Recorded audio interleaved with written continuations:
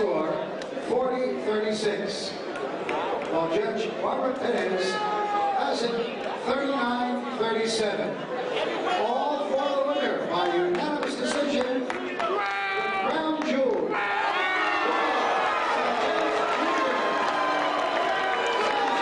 You know it's AB, always balling, always boarding, a lot of bills.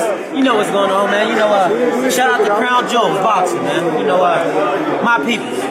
You know, they get it in over there, straight up. Lamar Peterson giving a shout out to CrownJewelBoxing.com. What's good, YouTube? Crown Jewel from Crown Jewel Boxing, back with a gem. The holiday season got me a little behind. I wanted to come on and react to that huge card that was in Riyadh last week. Dimitri Bivol, Deontay Wilder, who else was on the card? Makhmudov, DeBose, Big Baby Miller, and of course Anthony Joshua and Otto Wallin. Before we get started, I want to give y'all pre-fight instructions. Make sure y'all jab the like button. Make sure y'all hook that share button, and make sure you uppercut the subscribe button so we can continue to grow as a channel. To all of you that have supported me over this year, we did a lot of growing this year. I truly appreciate you. I'm humbled by your support. To those that watch and disagree with me, I thank you for your support as well, and I even appreciate your critiques. They all help me become a better person at providing content to YouTube, so thank you. First, Kabayel and Makhmudov. Decent fight. I had Makhmudov winning the first 2 rounds. Kabayel finally won the 3rd round, and after he won the 3rd round, he was able to score the knockout. And you know, he kind of turned it around and dominated the monster. The monster kind of was turned into a teddy bear in that fight. I think he has he's too big and bulky, you know, not agile enough, and I think that makes him a defensive liability. And Kabayel was basically able to touch him whenever he wanted. He started to hurt him to the body first. After he hurt him to the body, he was able to land some decent headshots, and that basically spelled the end for the monster, who didn't look to be so much of a monster. But we'll see, you know, if that changes moving forward. Jarrell Miller, Big Baby, the guy that I feel like, to be honest, should be banned from boxing for all his positive steroid tests in the past, fought DuBose. And DuBose was able to withstand the pressure, outlast Miller, and ultimately stop him in the 10th and final round.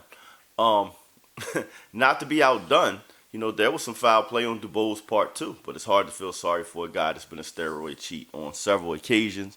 But DuBose must have went to the Evander Holyfield school of headbutting, because he used his head frequently throughout that fight. Every time Miller was starting to press forward, if DuBose looked to be arm weary, he obviously jumped in with his head and butted Miller.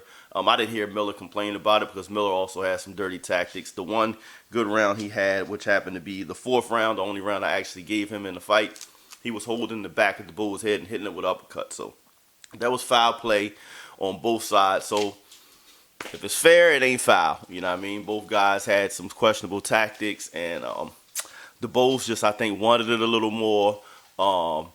Outlasted, had a higher work rate, and Miller just seemed to think that he could just walk to DuBose and eventually wear him down, and it did not happen. And like I said, he blamed inactivity. That could be part of it, but your inactivity is to be blamed on your own self, because it's you that was failing them drug tests. So, I mean, I don't feel bad for you. I think there's no place in boxing for Big Baby Miller. Hurts me to say that, because he is an American heavyweight, and we're kind of starving for a good American heavyweight, but I don't want it that way. You know what I mean? If you got a juice to be successful, you ain't the heavyweight for me. I'm sorry. One of the hottest fighters in the game, one of the most talented fighters in the game, is Dimitri Bivol, undefeated WBA light heavyweight champion, fought against Lyndon Arthur. This was a one-sided fight. I can't really gauge Bivol's performance, because Arthur, like, you know, he provided no resistance. He didn't put up much of a fight. I'd like to see Bivol close the show. I think we learned in that fight that as talented of a fighter as Dimitri Bivol is as a boxer, he's just not a finisher. He doesn't have that mean streak. You can see he obviously was trying to get the stoppage and trying to be offensive minded, but it's just not him. Does it take away from him as a boxer? No, but he's just not a finisher. Makes for an intriguing matchup with him and Better Biev. Better Biev is one of the best finishers we have in the game. Just a vicious puncher and a mean guy. But is flawed. We've seen him hurt against Anthony Yardy. We've seen some spots where I think a fighter like Dimitri Bivol could exploit. But you'll have a consummate boxer against a banger in that fight. Classic matchup. I won't make a prediction at this point, but I'd love to see that fight.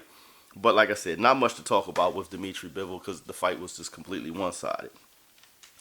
The shocker of the night, for some, not that much for me because after 3 grueling fights with Tyson Fury and knocking a guy out by mistake in Robert Helenius in this last fight, I didn't expect Deontay Wilder to be the same fighter he once was. I didn't expect to prime Deontay Wilder. And I think he's always had some shortcomings. Skill set wise that he was able to mask with his athletic ability and unbelievable punching power. Well, as you get older, you're in wars. He had the brutal fights with Tyson Fury. Some of that athletic ability, along with the fact that he's 38 years old, some of that athletic ability begins to wane, and some of that speed, that explosiveness is going to, curtail. And if you don't have a strong skill set, it's going to start to show. And I think that's exactly what happened. He fought a Joseph Parker who knew, he wasn't the same fighter. Who put him on, kind of employed a tactic that Tyson Fury did. Instead of going backwards, went towards him, put Wilder on his back foot. Wilder's never been an especially good fighter when being pushed back. He needed to be on the lead foot. And he basically dominated. I only had Deontay Wilder. I didn't have him winning not one round. None. He didn't win any rounds. I had Parker winning every round. And I think Deontay Wilder shows signs that, he can no longer pull a trigger. Why? I think a lot of times as older fighters, fighters are the first ones to know that their skills are slipping or they're physically starting to decline. And if anybody knows that, Deontay Wilder knows that. He knows his legs aren't the same. They're obviously, no flexibility, no bounce in his legs at all at this point. He already has small legs, but, his legs look horrible in the fight. His balance look horrible. And if anybody knows that, he's on them legs every day. He knows it. And because of that, I think it made him apprehensive to engage. And, he definitely was doing his best. When fighters start thinking more about what can go wrong instead of what can go right, your career is pretty much over. And you can see he was obviously concerned about taking a clean punch. I think his punch resistance is not what it once was. And he fought largely defensive. And anytime Parker looked to be aggressive, he went into retreat, systematically throwing one big shot that Parker could see coming, was easily able to avoid. So it just was a one-sided beating. I hate to say it. And I think Deontay Wilder's time at the top of the heavyweight division has come to an end. I don't see him competing with any of the top heavyweights in the game. Do I think him and Joshua is still an intriguing fight? Kind of, because he still has the kind of power that could turn the lights out.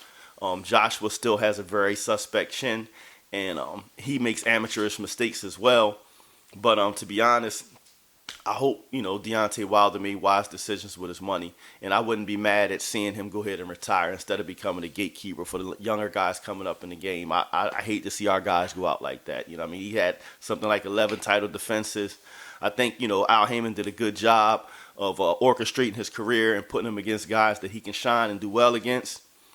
But, I can't hate, the man had a hell of a career. And I like to see him go ahead and retire because I think his better days are behind him. But, best to Deontay Wilder. Maybe I'm wrong. Maybe, he can find something. Now, there was another excuse that came out from his camp. But, I don't want to hear excuses. He just looks like a fighter that's seen better days. And it is what it is. Finally, Anthony Joshua, Otto Wallin. Everybody's giving Joshua all this praise because he looked so good. He did. He looked good, but he was supposed to look good. Wallin provided zero resistance. Just as Deontay Wilder's fight was one-sided for Parker, Joshua's fight was one-sided for him. Like Wallin, I think Eddie Hearn knew what he was doing. He put Joshua in there with the right opponent that was not even mildly close to becoming a threat. It was just a continuous beatdown from the opening round to the fifth or sixth round when it was finally stopped. It tells us nothing though. Joshua beat up a guy who didn't fight back. What does that tell us? Absolutely nothing. Does it tell us he fares well against Tyson Fury? No. Does it tell us he's ready for a rematch with Usyk? No. The only intriguing fight out there for him, to me, is Deontay Wilder, and that's because there's still huge question marks hanging over both of their heads. So, again, I'm not going to say a whole lot. He looked great. He dominated the fight. His opponent didn't fight back. He was supposed to. He was in there against a mannequin. I mean, the guy just didn't fight back. So, congratulations. A win is a win, but not much to see there. Also, the face of boxing, Gervonta Tank Davis, or the fighter formerly known as Gervonta Tank Davis, has taken his shahada. I'm seeing that all over social media. People are reacting both positively and negatively of him converting to Islam and changed his name to Abdul Wahid. What I can say, I'm not Muslim, but I can applaud Gervonta Davis because I applaud anybody that takes any steps towards bettering themselves and living a more disciplined life. One of the knocks on him has been his level of discipline, even though I think that's unfair. He's had a couple isolated incidents, but he's largely been in shape and discipline in his career. Anything a man takes to better himself, I have to be for. Again, this judge, get off this man's back. He's showing all kinds of positive signs of maturing, and needs to have the shackles taken off of him. Needs to be allowed to travel and continue his career, because that's just what the right thing to do is. Some people are saying craziness like converting to Islam is going to ruin his career, ruin him as a fighter. I don't remember converting to Islam ruining Muhammad Ali, formerly known as Cassius Clay. I don't remember Islam ruining Bernard Hopkins. I don't remember Islam ruining a lot of really, not Prince Nassim Ahmed, a lot of really, high-profile fighters are Muslim. So, miss me with that. And then the craziness, people say he converted to Islam to avoid a fight with Devin Haney. Christians fight each other all the time. Muslims fight each other all the time. That's just bogus. So again, congratulations, Tank. I respect the strides you're making towards becoming a better man. Wish you the best on your journey in Islam. If that's the path that it's going to take to make you the best possible version of yourself, I'm all for it. Again, I applaud you. Congratulations. So, no longer Gervonta Tank Davis. That's going to take some getting used to for us, but he's now Abdul Wahid. And like I said, the list goes on of great fighters that converted, and it didn't harm them in any way. Dwight Braxton became Dwight Muhammad Qawi. Matthew Franklin became Matthew Saad Muhammad. Eddie Gregory became Eddie Mustafa Muhammad. The list goes on and on and on and on and on. And here's the thing. Anybody that takes steps to live a more divine, disciplined life and righteous life, I'm all for it. So, Abdul Wahid, the fighter formerly known as Tank, or Gervonta Davis, I once again salute you for the strides you're taking. Good luck in the rest of your journey, and can't wait to see you back out there in the ring putting a hurting on somebody. Until next time, keep your hands up, your chin down, your ass off the floor. Peace.